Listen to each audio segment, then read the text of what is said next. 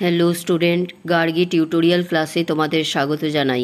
দেখো, আজকে আমার বিষয় হলো বর্ধমান ইউনিভার্সিটি ফার্স্ট সেমিস্টারদের জন্য যে এইসি সাবজেক্টটা আছে তার থেকে আমি এর আগের দিন নৈবেদ্য কাব্যগ্রন্থ থেকে আমি ওটা বুঝিয়ে দিয়েছিলাম। সেটা হচ্ছে তোমাদের বৈরাগ্য সাধনে মুক্তি সে আমার নয়, অর্থাৎ 30 সংখ্যক কবিতাটা আমি বুঝিয়ে দিয়েছিলাম।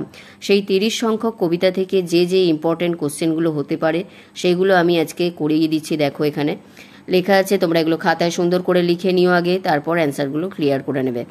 বৈরাগ্য সাধনে মুক্তি নৈবেদ্য কাব্যগ্রন্থের কত সংখ্যক কবিতা? 30 সংখ্যক কবিতা।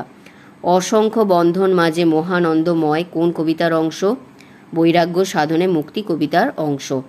লোভিব মুক্তির স্বাদ কবির কাঙ্ক্ষিত মুক্তি কি? কবির কাঙ্ক্ষিত মুক্তি হলো সংসারের মধ্যে আনন্দময়ের সাযুজ্য লাভ। সাযুজ্য মানে হচ্ছে কি? মিল। পরেরটা দেখো, এই বসুধার মৃত্তিকার পাত্রখানি ভরি। বসুধা শব্দের অর্থ কি? পৃথিবী। মুক্তিরূপে কি জ্বলে উঠবে? মোহ। এই বসুধার পাত্রখানি শূন্যস্থান পূরণ করো। এই বসুধার ড্যাশ পাত্রখানি, কি হবে এখানে? মৃত্তিকার পাত্রখানি। সমস্ত সংসার মোর লক্ষ্যবর্তিকায়। বর্তিকা ও লক্ষ্যবর্তিকা শব্দদ্বয়ের অর্থ হলো বাতি বা অসংখ্য প্রদীপ শিখা। তোমার মন্দির মাঝে। মন্দির শব্দের বর্তমান ও প্রাচীন অর্থ হলো দেবগৃহ বা গৃহ। দেখো, পরের পেজে চলে আসছি। এখানে চক্ষু, কর্ণ, নাসিকা, জিহ্বা, ত্বক 30 সংখ্যক কবিতা অবলম্বনে এগুলি হলো তোমার ইন্দ্রিয়, এগুলোকে বলা হচ্ছে ইন্দ্রিয়। পরেরটা দেখো, এখানে কবি অসংখ্য বন্ধন মাঝে কি লাভ করবেন? মুক্তির স্বাদ লাভ করবেন। পরেরটা তোমার অমৃত ঢালি দিবে অবিরত। তোমার বলতে কাকে বোঝানো হয়েছে? ঈশ্বরকে বোঝানো হয়েছে। পরেরটা দেখো, রুদ্ধ করি যোগাসন। রুদ্ধ শব্দের অর্থ কি? বন্ধ। ইন্দ্রিয়ের দ্বার রুদ্ধ করি যোগাসন। ইন্দ্রিয় কয়টি? 5টি। যোগাসন শব্দের অর্থ কি? ধ্যানের উপযোগী নির্দিষ্ট আসন। তারপরে এখানে দেখো, মোহ কিভাবে জ্বলে উঠবে? মুক্তিরূপে জ্বলে উঠবে। ইন্দ্রিয়ের দ্বার রুদ্ধ করি। ইন্দ্রিয়ের দ্বার বলতে কি বোঝানো হয়েছে? যা দিয়ে পদার্থের জ্ঞান, অন্ত বা কর্ম সাধনা করা যায়।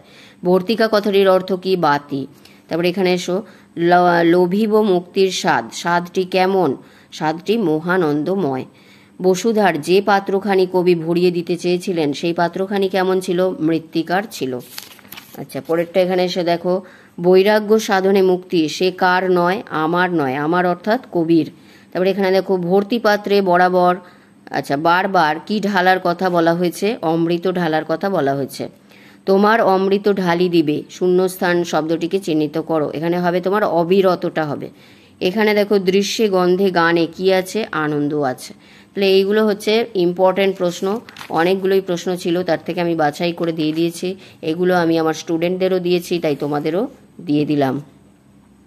তোমরা ভালো করে খাতায় লিখে নিও, এখন থেকে প্রস্তুত করতে থাকো অ্যান্সারগুলো।